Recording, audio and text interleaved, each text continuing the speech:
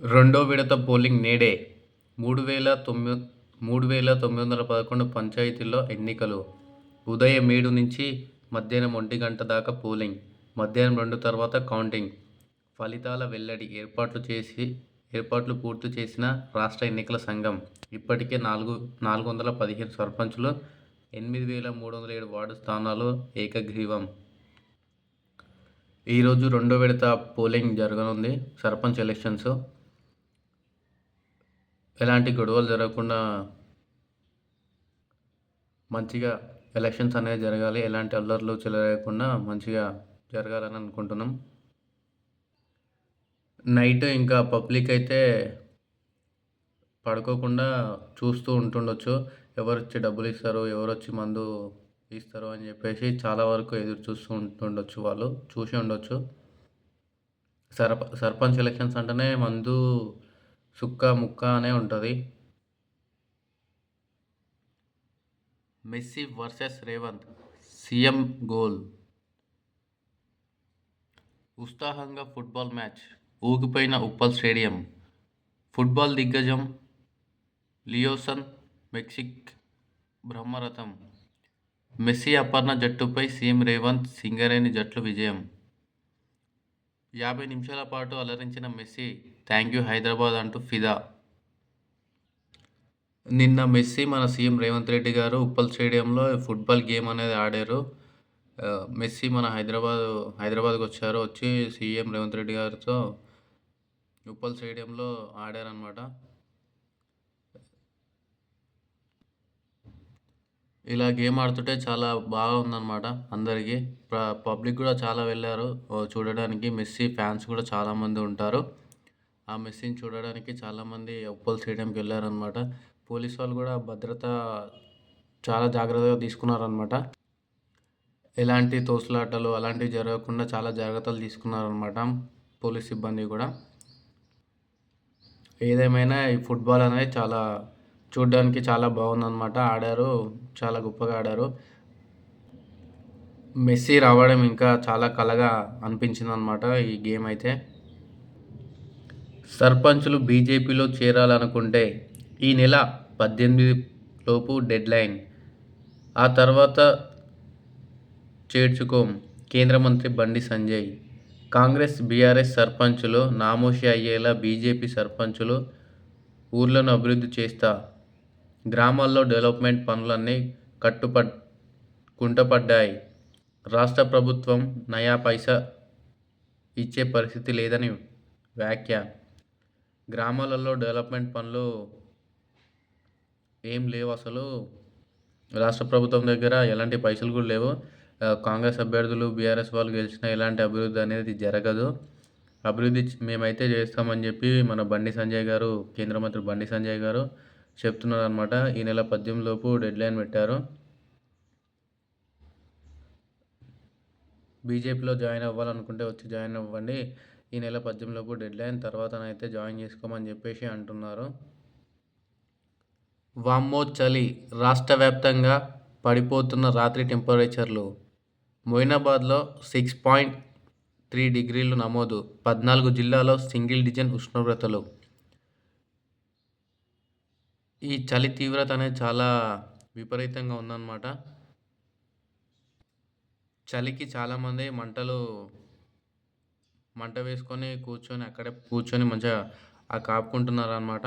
చాలా వరకు ఊర్లలో కూడా ఇట్లనే ఉంటుంది, ఇంకెక్కువ ఉంటుంది ఊర్లలో. హైదరాబాద్లో కూడా ఇలానే చాలా వరకు మంట వేసుకొని ఆ చుట్టూ అందరూ కూర్చొని మంట దగ్గర కూర్చొని మాట్లాడుకోవడం జరుగుతుందన్నమాట ఎక్కువగా.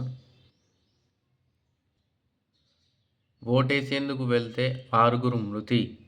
మెదక్లో బైక్ను ఢీకొని గుర్తు తెలియని వాహనం. ఒకే కుటుంబానికి చెందిన 4 దుర్మరణం. జనగామలో మరో ప్రమాదం, అన్నదమ్ములు మృతి. పాపం ఓటేయడానికి వీళ్ళు వెళ్తుంటే గుర్తు తెలియని వాహనం వచ్చి వీళ్ళని ఢీకొంది చనిపోయారంట. ఒకే కుటుంబానికి చెందిన వాళ్ళంట వారందరూ. 4 చనిపోయారంట పాపం. చాలా బాధాకరం ఇదైతే. ఒకటేసారి 4 చనిపోవడం అంటే చాలా విషాదం ఇదైతే. ఎలక్షన్స్ ఉన్నాయని చెప్పేసి ఎలక్షన్ ఓటేద్దామని చెప్పేసి వాళ్ళు వెళ్తుంటే ఇలాంటి యాక్సిడెంట్ జరగడం చాలా బాధాకరం. ఓటు చోరీపై నేడు ఢిల్లీలో కాంగ్రెస్ మహాధర్నా. మన తెలంగాణ సీఎం రేవంత్ రెడ్డి గారు, డిప్యూటీ సీఎం బట్టి విక్రమార్క గారు, అలాగే state incharge Meenakshi Natarajan, PCC chief Mahesh Kumar Goud, మంత్రులు, మళ్ళీ కార్పొరేషన్లు, ఇలా కొంతమంది అధ్యక్షులు అందరూ ఈ మహాధర్నాలో పాల్గొంటున్నారు అన్నమాట. ఈ ఓటు చోరీలో ఢిల్లీ వెళ్ళి అక్కడ ధర్నా చేస్తారంట మన కాంగ్రెస్ నాయకులు. వచ్చే 3 నెలల్లో 17 లక్షల ఇండ్లు, పేదల సొంతింటి కల నెరవేరుస్తాం. మంత్రి వివేక్ వెంకటస్వామి. వాళ్ళకు ఇల్లు కట్టిస్తే అయిపోతుంది. ఇల్లు కట్టిస్తే హ్యాపీ వాళ్ళు. ఇంకా ఇక వాళ్ళకి ఎలాంటి వసతులు అవసరం లేదు, ఇల్లు ఒకటే కావాలి. అట్లా చెప్తుండు మన సార్. ఇంకా కాంగ్రెస్ బీఆర్ఎస్ తోడు దొంగలు. తొలి విడతలో 300కు పైగా సర్పంచ్ స్థానాలు గెలుచుకున్నాం. BJP state chief Ramachandra Rao. Congress BRS ఒకటే, వాళ్ళు తోడు దొంగలు అని చెప్పేసి బీజేపీ స్టేట్ చీఫ్ రామచంద్రరావు గారు అంటున్నారు. వాళ్ళిద్దరూ ఒకటే, పిచ్చోళ్ళని పాగలుగా చూస్తారని చెప్పేసి అంటున్నారు అన్నమాట. పాలమూరు ఫేజ్ 1కు అనుమతినివ్వండి, డిపిఆర్ను క్లియర్ చేయండి, కేంద్రానికి మంత్రి ఉత్తమ్ లేఖ. ఫేజ్ 1లో 45 టీఎంసీలను వాడుకుంటాం.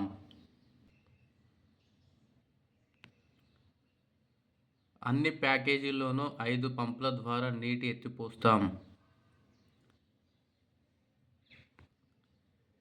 ఏపీ పేరు మార్చి పోలవరం నల్లమల్ల సాగర్ను కడుతున్నది.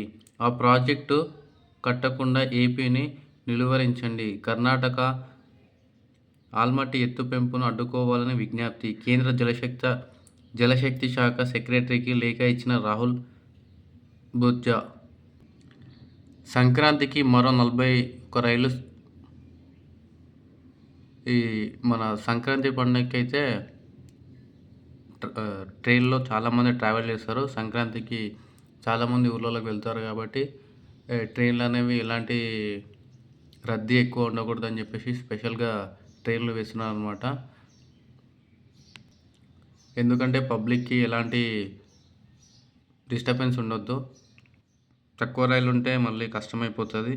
ఎక్కువగా లాంగ్ ట్రావెల్ చేస్తారు కాబట్టి ట్రైన్లలో వెళ్ళాలనుకుంటారు. ఇంకోటి కాస్ట్ కూడా కొంచెం తక్కువ ఉంటుంది ట్రైన్లో అని చెప్పేసి ఎక్కువ ట్రైన్కి ప్రిఫరెన్స్ ఇస్తారు. ఆ ట్రైన్లు కూడా ఇంకా ఎక్కువ పెంచితే బాగుంటుంది పండగకి.